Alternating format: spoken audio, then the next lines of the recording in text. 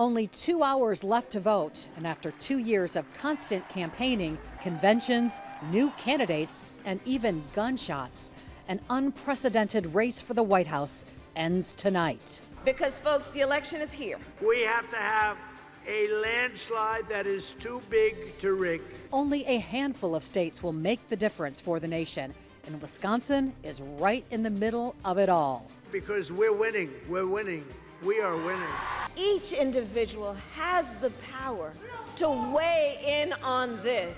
Plus, both wings of Capitol Hill and down in Madison, all on the ballot tonight. We have our team in place, and we have the latest. This special Election Day edition of Action 2 News at 6 starts now.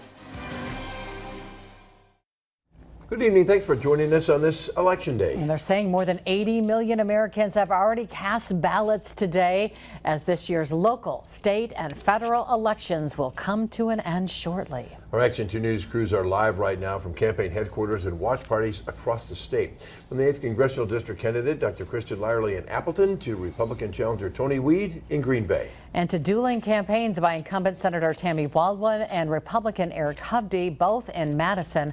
We'll bring you live updates from all campaigns, both on air and online, as the night continues. We begin with incumbent Senator Tammy Baldwin. She is seeking re-election tonight. And if she wins, this will mark her 3rd term in office. For now, Brittany Schmidt live now in Madison with the very latest from her campaign. Brittany. Cami and Bill, we've still got a few hours until supporters start trickling in here at the Orpheum Theater. As you can see, the stage is set here for U.S. Senator Tammy Baldwin, hoping to be re-elected tonight. If Wisconsin voters give her 6 more years on Capitol Hill, it will be her 3rd term in a U.S. Senate seat, a seat that could be a deciding factor for which party controls the U.S. Senate next January.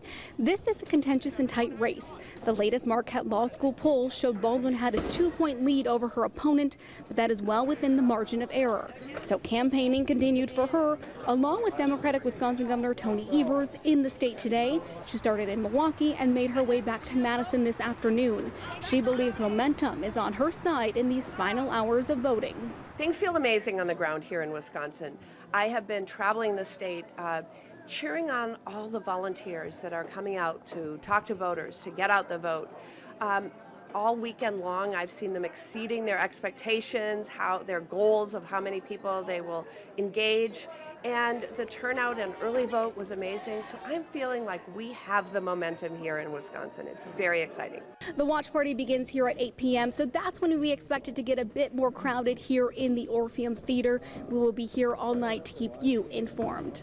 Reporting in Madison, Brittany Schmidt, Action 2 News.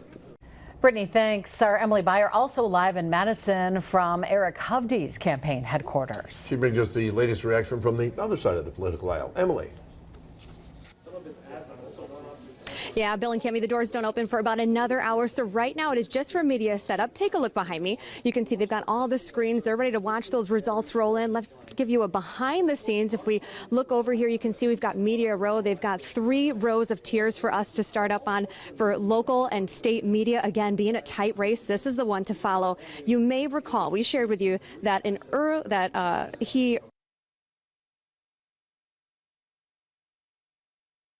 early voting, a big push this election from both sides. Today was, Hovde was very busy campaigning. We caught up with him earlier at a phone banking event at the GOP offices with several of his supporters making those calls too. He had a busy day. He was in Waukesha early this morning before doing roughly 7 radio interviews before talking with us again at those offices in the Madison area. He shared his optimism for tonight, and he says he's looking forward to the party here. We're going to have volunteers, donors, friends and family, and we'll be celebrating tonight and being around loved ones and people that have been very supportive of my campaign. All right, so like I said, the doors will open for the guests in about an hour. So we're going to start to see this area look very different as guests and volunteers and supporters of Eric Hovde's campaign start to trickle in. Of course, stay with us on air as well as online for the very latest updates. Bill and Cami, we'll send it back to you. Emily, thanks much. Moving now to the race for Wisconsin's 8th Congressional District. Samantha Cavalli is at the campaign headquarters of Democratic candidate Dr. Kristen Lyerly in Appleton tonight. Samantha. Cami and Bill, Dr. Kristen Lyerly, a first-time candidate, is vying for that 8th congressional district seat that hasn't elected a Democrat since 2008. She's hoping that this year, history won't repeat itself. The Lyerly campaign will be hosting its watch party tonight at a business in downtown Appleton around 9 p.m. Prior to that stop, she will make her way to Green Bay at 7:30 to speak at the Democratic Party of Brown County's watch party being held at the Gather on Broadway. Just after 8 p.m., she and other Democratic candidates will meet in front of the Brown County Courthouse, where she is expected to speak to the media. It's expected that this room will be filled with nearly 200 supporters of Dr. Lyerly as they await the results of the race. Stay tuned for the latest election information online and on air at WBAY.com. Reporting in Appleton, Samantha Cavalli, Action 2 News. Thank you, Samantha. Dr. Lyerly's challenger, Republican Tony Weed, hoping for a win tonight. Drew Best continues our team coverage. He is live for us at Weed's watch party in Green Bay tonight. Drew. Cami and Bill, we are here at the Legacy Hotel in Green Bay, where Republican candidate Tony Weed and his supporters will watch the election night results roll in. Weed is also a first-time candidate looking to claim a seat in Congress after winning a hotly contested Republican primary in August over Roger Roth and Andre Jacques. Today, the Weed campaign tells me they are feeling very confident, saying voters of the want change, and Tony Weed will, quote, bring common sense solutions to Washington, end quote. This district has elected a Republican candidate to the seat in 7 straight elections. Weed hoping to help maintain GOP control of Congress by winning the 8th district seat. The watch party here at the Legacy Hotel will begin at 7 p.m., where the hotel expects to see around 200 of Weed supporters file in for election night. Reporting live in Green Bay, Drew Best, Action 2 News.